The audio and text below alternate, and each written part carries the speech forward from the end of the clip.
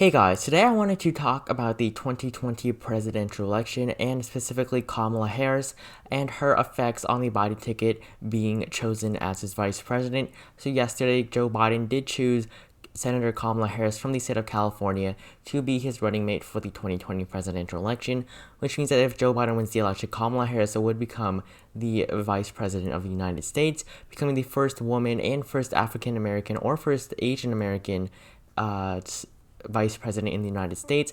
Kamala Harris is half African American. She is from Jamaica, I believe, and she is also half Indian, which makes her an Asian American. So today I just want to talk about which states Harris would help Biden in and which states she would really have no effect in, because I think that Kamala Harris is not too consequential of a vice presidential nominee. I think that she was the nominee that everybody expected. If we look at the predicted numbers, basically Kamala Harris was in first place the entire time. So there's really no data for I can't put in other candidates just because they're basically in some random order, because basically her price is now 98. So basically she just has a 100% chance.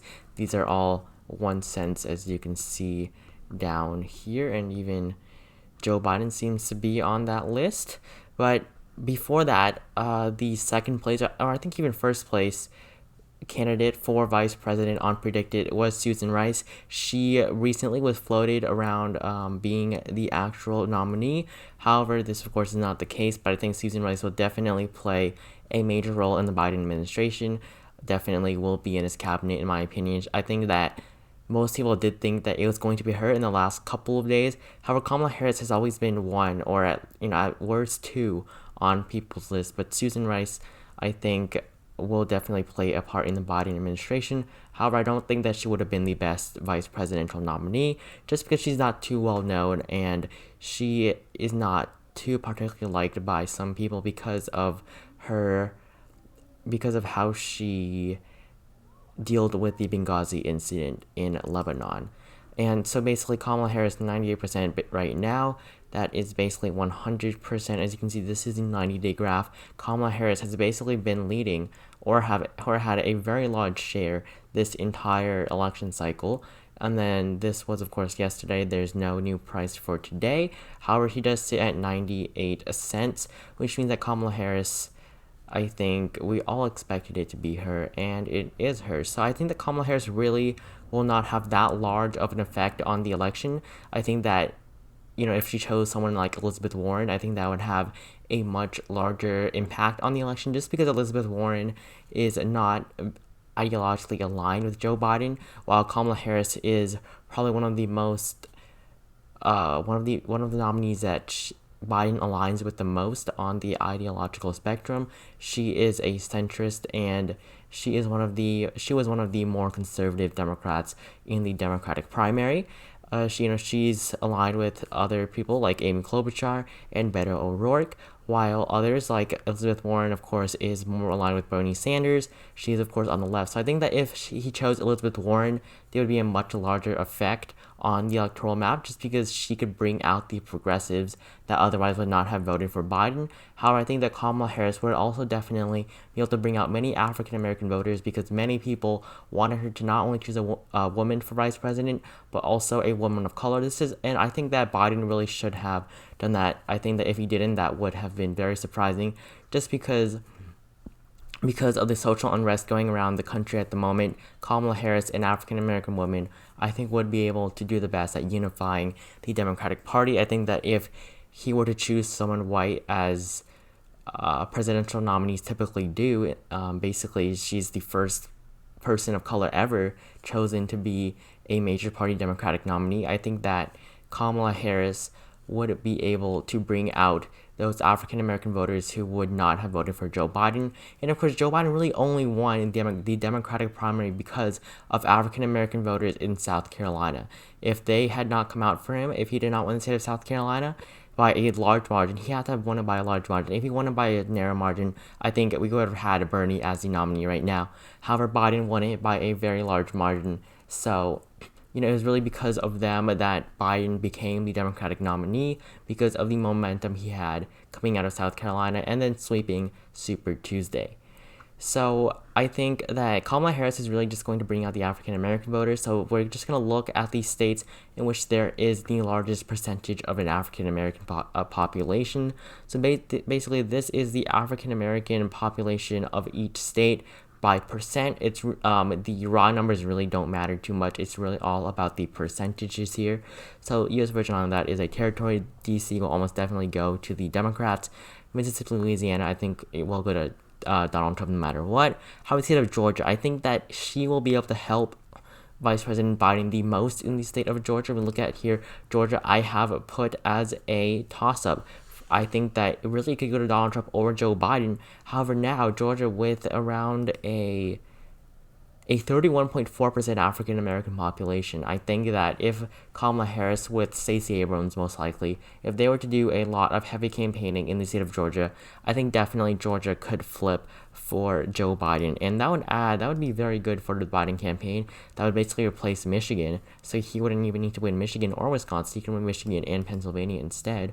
Or he could basically just not win one of these two Rust Belt states and win the other one, while Donald Trump has to win basically all of them to win the election. And then looking down on this list, Maryland, safe Democratic state, South Carolina, I think that South Carolina will still go to Donald Trump. I have put it as a lean state for the president at the moment. However, I think that if Kamala Harris really did a lot of campaigning here, like she would do in the state of Georgia, I think definitely South Carolina could become very close, and I think that it could be within the reach of the Democrats. 2024 definitely more competitive. 2028 I think could actually flip. And then looking down on this list, there aren't really too many important states except for the state of North Carolina. I think North Carolina definitely a very important state for the Biden campaign. Basically, Biden has some pretty easy pathways to victory. However, Hillary Clinton did as well. Everybody thought that she would win the Rust Belt and win the election, but she lost all three of them. So definitely, I think that I think that it would be good for him to find as many pathways to victory as possible. So North Carolina, like Georgia, is not the easiest way for him to win. Definitely the easiest way for him to win would definitely just be flipping back the Rust Belt. However, winning North Carolina would be able to allow him to lose Michigan or Pennsylvania or even Wisconsin. So if he were to win the electoral votes from North Carolina, he could lose Pennsylvania, win Michigan as well as Wisconsin, and then win the election. So definitely North Carolina, I think Kamala Harris would be able to help him in this state, and I think that it would be important. So basically, I'm only going to be filling in states that are yellow if they actually matter. So I'm not going to fill in Louisiana or Mississippi just because they are actually going to go to Donald Trump by solid margins anyways, even if Kamala Harris, a woman of color, is on the ticket. But South Carolina, definitely, I think she could draw out some African American voters from that state and then make the margins much, much closer from 2016. And looking down on this list, Delaware, that is Joe Biden's home state, he's going to carry it very easily. Virginia, he's going to carry very easily. The next state that I think really matters is the state of Florida. Florida, 29 electoral votes. He could basically lose all of these states. If we take a look, 232. If he wins the state of Florida, he could basically win any other state, with the exception of Iowa. Basically every other toss-up state. So he can lose Iowa won't really help him if he wins, but he can just win Wisconsin, and he would win the election. So Donald Trump can win every other swing state, and he will still lose the election. So that's just how important Florida really is to the Biden campaign. And I think that with such a large African American population in this state, as well as many Cuban Americans and Latinos in the state, I think that having a woman of color would not only drive out African American voters, but other voters of color. I think she definitely will help Biden basically in this entire southeastern region of the United States, where there is a high concentration of African American voters. And looking at this map here, as you can see here, all along the Bible Belt, that is really where Kamala Harris helps Joe Biden in terms of bringing out African American voters. And then basically these states, they're not too high. However, the Rust Belt does have a very high population of African Americans, especially in Michigan, as you can see right there, 14%. The state of Ohio, 12%. Texas as well. Texas, I think Kamala Harris could definitely help Joe Biden there. And then in the states of Missouri, I think really a lost cause for Biden at this point. Hasn't gone to a Democrat in a while. Hasn't gone to a Democrat since since 1996, I believe. as Missouri was a bellwether until it went to McCain and not Obama in 2008. But Pennsylvania, as you can see, is also on the list, 10%. Pretty good for Joe Biden. Pennsylvania, and that's basically all the states that I think are important. Wisconsin, pretty low. I don't think Kamala Harris will have too big of an effect there. But basically, if you look on this map, I think Harris will definitely be able to help Joe Biden in Michigan, Pennsylvania, and Ohio. So really, what I think that Kamala Harris does the best at, as well as here of Texas, is she is able to draw out African American voters. And this is very clear. Joe Biden, instead of choosing a candidate that would help him regionally, so like if Kamala Harris was from the state of Michigan, it would make sense if Joe Biden chose her because he wanted her to be able to draw out Michigan voters to vote for him. But that is not the case. Kamala Harris is from the state of California. This is probably one of the most solid states, probably the second or third most solid Democratic states in the country, behind New York and Massachusetts. I think that California, it will definitely go to Joe Biden. I think that no matter what happens, the state of California will not vote for Donald Trump. So choosing Kamala Harris will not help Biden in California. It will help him, but he won't even need it. So I think that instead of going for a regional advantage, as many candidates typically do, or by not going with a regional advantage for their vice presidential nominee, Joe Biden decided to go with a demographic advantage with his Democratic nominee for vice president. Basically, she would be able to draw out many African American voters in some of the key states for the 2020 election. And basically, these key states, I think that Michigan, Ohio, Pennsylvania, 3 of the most important states, along with North Carolina, Georgia, and Florida. Very important. Texas, very important for Trump, not too important for Biden. As you can see, Kamala Harris would help Biden win Michigan, Pennsylvania, or basically any of these states, and Biden would win the election. So I think that choosing Kamala Harris was a good choice, as she would be able to bring out many voters that typically would not have voted for Biden, just because he has put a woman of color on the ticket. So I think definitely Joe Biden will be benefiting from choosing Kamala Harris. And basically, I'm just going to be ending this video off by filling in this map. I think that Kamala Harris will be able to shift some demographics. So South Carolina, I think, will still be a lean state for Donald Trump. I don't think it will be a tilt state.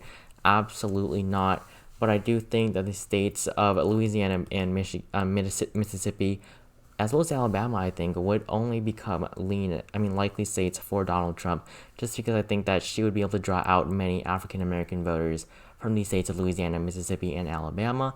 And then other states, Wisconsin, I really see no impact of Kamala Harris in the state. However, I still think it will be a lean state for Joe Biden. And what I think is best about choosing Kamala Harris is that she does not push any voters away. She hasn't done anything too bad in her career. She was the former attorney general, but that, as the protests have died down, it's not that big of a deal anymore to have a police background. However, it may be able to sway some voters away from her, especially those on the very left. But I do think that she definitely gives Biden a larger vote share than she takes away. So Arizona, I think, will also be a lean state, similar to Nevada. And then Iowa, I still think will go to Donald Trump by a tilt margin, as well as Texas. I think Texas will become even closer now. I think that Joe Biden may actually be able to lead for, at least a month continuously in the state of Texas. However, I still think that at the end of the day, Trump will be able to edge out a very narrow victory in the state of Texas. Looking at the Rust Belt, I think these 2 states would become likely states. I did not put Pennsylvania as a likely state in my last prediction, I believe. However, now I do think that with Kamala Harris on the ticket, I think Joe Biden will win his birth state with a likely margin. And then Ohio, I do categorize Ohio for Joe Biden just because I think it will retain its bellwether status. And I think that with everything that's going on around the country now, I think that if we don't open by November, which we almost certainly won't, I think Ohio would definitely go to Joe Biden with a very small margin. And state of North Carolina, I think a tilt margin is also very likely, especially with Kamala Harris on the ticket. And Florida, I think a lean margin is the most likely, just because I think Florida polling pretty well for Joe Biden. So I think that 2-3% is the most likely in Florida. And I think that Kamala Harris will definitely be able to help him in this state. And lastly, is the state of Georgia. Honestly, I really have no idea who the state of Georgia is going to go to. I just think, honestly, Georgia is just very close at the moment. They've been pulling pretty back and forth in this state. However, I think that even with Harris on the ticket, Donald Trump will still be able to narrowly edge it out. Or I could see Biden winning the state with a similar margin to Trump, basically less than 1%. But I think that at the moment, Georgia is still in the Republican column. And looking at these two states, I think 2nd District of Maine will still go to Donald Trump with a tilt margin just because he is leading in the polls there by 1-2%. And then in the 2nd District of Nebraska, Biden leads by 7 points, so I think a lead margin is the most likely. So basically, this is my electoral map based on the effects that Kamala Harris, I think, would have on the election. I think she would definitely help Joe Biden in the Rust Belt, making the state of Pennsylvania a likely state for Joe Biden, as well as helping him increase his vote share in the Southeast, North Carolina, South Carolina, Georgia, Florida, basically all along the Bible Belt. I think that Louisiana, Mississippi, and Alabama will become likely Republican states. And so if you enjoyed this video, please consider subscribing to my channel as well as leaving a like, and also leave your thoughts in the comments below and any videos you would like to see in the future. And I will see you in the next one.